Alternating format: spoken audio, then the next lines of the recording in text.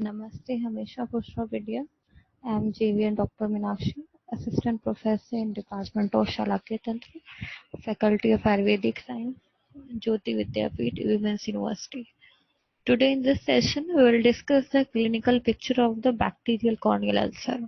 In the previous sessions, we have discussed the pathology of the localized corneal ulcer, pathology of the perforated corneal ulcer, and now we'll discuss the clinical picture. In bacterial infections, the outcome depends upon the virulence of the organism, toxins and enzymes, and the response of the host tissue. So broadly, bacterial corneal ulcer may manifest as the purulent corneal ulcer without hypopyon or the hypopyon corneal ulcer.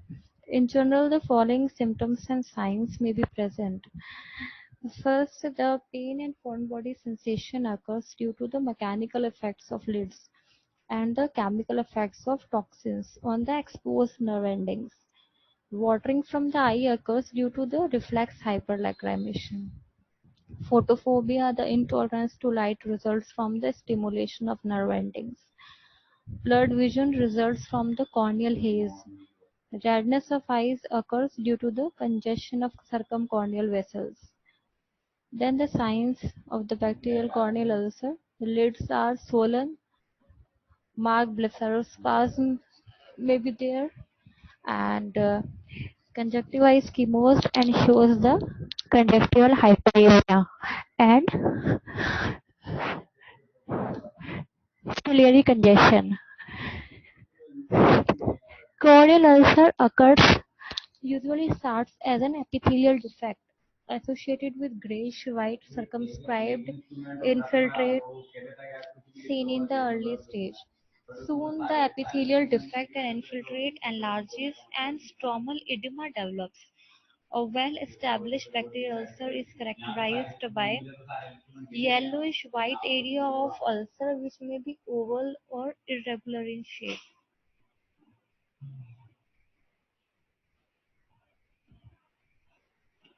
Here is the image of the bacterial corneal ulcer without hypopyon.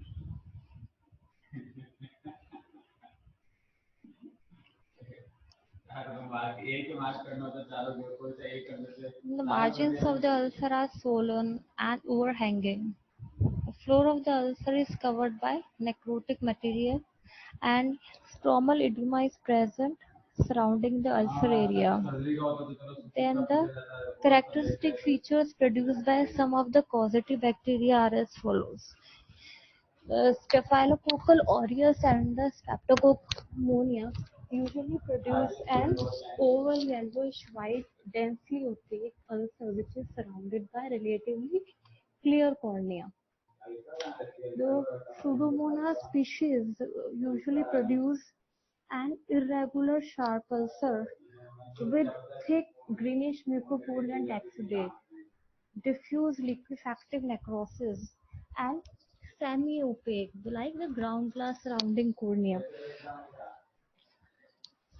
Such ulcers spread very rapidly and they even perforate within 48 to 72 hours.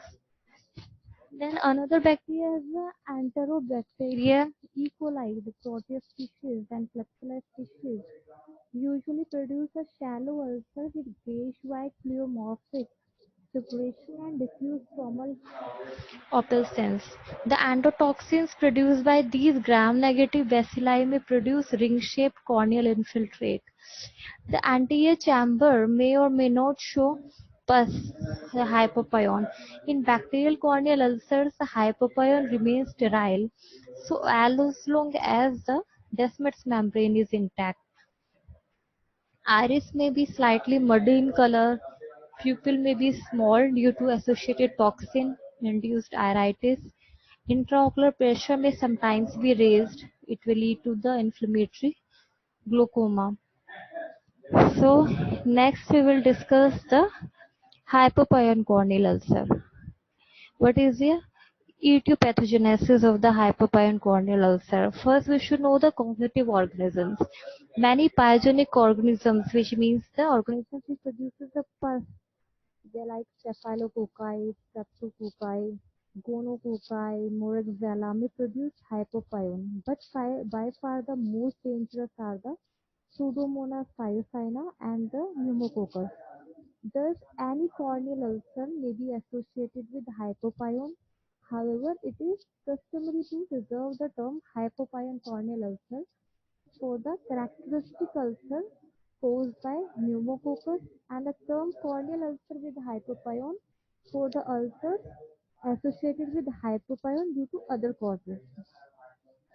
The characteristic hypopyon corneal ulcer caused by pneumococcus is called the ulcus serpens. The source of infection for pneumococcal infection is usually the chronic dacryocystitis. The factors predisposing to the development of hypopyon. The two main factors which predispose to the development of hypopyon in a patient with corneal ulcer are the virulence of the infecting organism and the resistance of the tissues. Hence, the hypopyon ulcers are much more common in old, debilitated, or alcoholic subjects. Then the mechanism of development of the corneal ulcer is often associated with some iritis owing to diffusion of bacterial toxins. When the iritis is severe, the outpouring of leukocytes from the lymph vessels is so great that these cells gravitate to the bottom of the anterior chamber to form a hypopyon. Thus, it is important to note that the hypopyon is sterile since the outpouring of the polymorphonuclear cells is due to the toxins and not due to actual invasion by bacteria. Once the ulcerative process is controlled, the hypopyon is absorbed. Then the clinical features of the hypopyon corneal ulcer. Symptoms are the same as described above for the bacterial corneal ulcer. However, it is important to note that during the initial stage of ulcus serpens, there is remarkably little pain. As a result, the treatment is often unduly delayed. Then the signs of the hypopyon corneal ulcer. In general, the signs are same as described above for the bacterial ulcer. The typical features of ulcus serpens are ulcus serpens is a grayish white or the yellowish disc shaped ulcer occurring near the center of the cornea. The ulcer has a tendency to creep over the cornea in a serpiginous fashion. One edge of the ulcer along which the ulcer spreads shows more infiltration. The other side of the ulcer may be undergoing simultaneous cicatrization and the edges may be covered with fresh epithelium. The violent iridocyclitis is commonly associated with a definite hypopyon, and hypopyon increases in size very rapidly and often results in secondary glaucoma.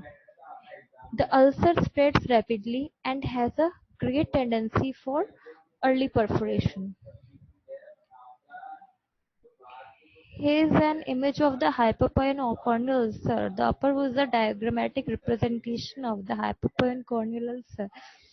Then the next is the clinical picture. Then we comes to the management of the hypopyon corneal ulcer. The management of hypopyon corneal ulcer is same as other bacterial corneal ulcer. Special points which need to be considered are the secondary glaucoma and the source of infection. So secondary glaucoma should be anticipated and treated with 0.5% timolol maleate BID eye drops and oral acetazolamide. The source of infection, that is the chronic dacryocystitis, if detected, should be treated by dacryocystectomy. Then the complications of the corneal ulcer. The complications can be toxic iridocyclitis. It is usually associated with cases of pulmonary corneal ulcer due to absorption of the toxins in the anterior chamber. Then second is the secondary glaucoma. It occurs due to fibrinous exudates blocking the angle of anterior chamber. It will lead to the inflammatory glaucoma. Then third is the desmetocele. Some ulcers caused by virulent organisms extend rapidly up to the Descemet's membrane, which gives a great resistance. But due to the effect of intraocular pressure, it herniates as a transparent vesicle called the descemetocele or keratocele. This is a sign of impending perforation and is usually associated with the severe pain. The next is the perforation of corneal ulcer. Sudden strain due to cough, sneezing, or spasm of orbicularis muscle may convert the impending perforation into the actual perforation. Following the perforation, immediately pain is decreased and the patient feels some hot fluid or the aqueous coming out of eyes. Then there is a sequel of corneal perforation, which include the prolapse of iris. It occurs immediately following the perforation in a bid to plug it. Then second is the subluxation or anterior dislocation of lens may occur due to sudden stretching and rupture of zonules, which are the suspensory ligaments. Then anterior capsular cataract. It is formed when the lens comes in contact with the ulcer following a perforation in the pupillary area. Then corneal fistula. It is formed when the perforation in the pupillary area is not plugged by iris and is lined by epithelium, which gives way repeatedly. There occurs continuous leak of aqueous through the fistula. The next is the purulent uveitis, endophthalmitis, or even panophthalmitis may develop due to the spread of intraocular infection.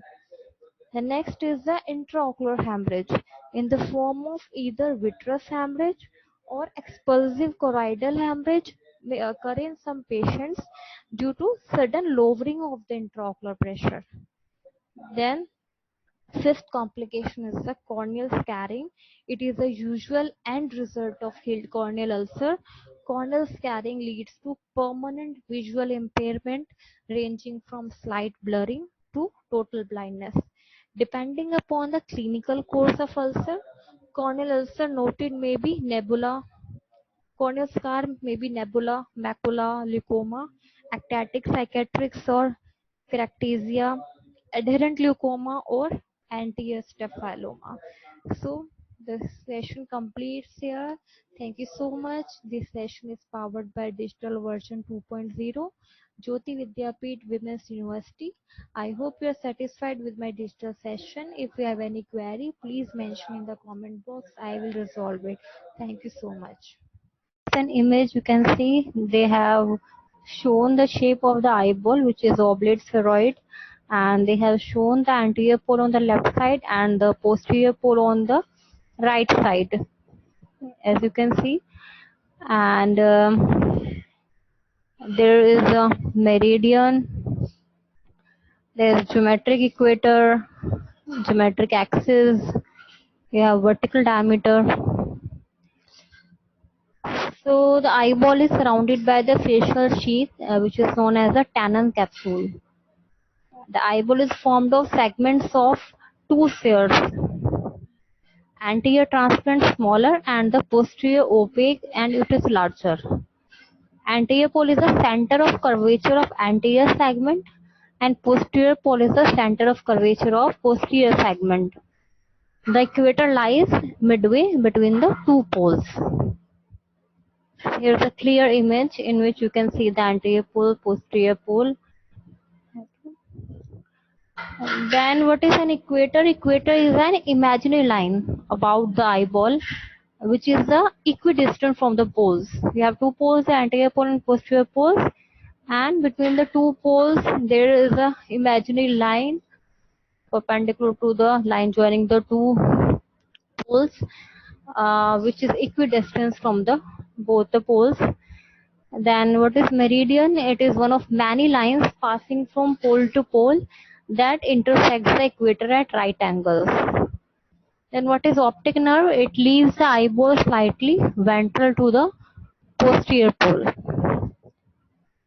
Then comes the course and the contents of the eyeball. There are three courses of the eyeball. First one is the outer protective layer which is called the fibrous coat. It uh, comprises of cornea and sclera. Cornea is a clear structure and the junction of the cornea and sclera is known as limbus.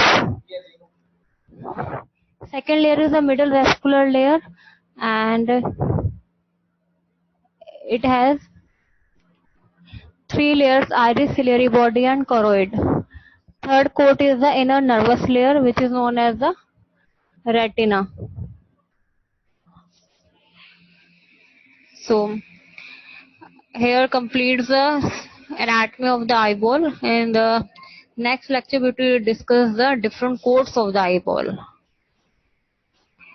Thank you so much. This session is powered by Digital Version 2.0, Jyoti Vidyapeeth Women's University.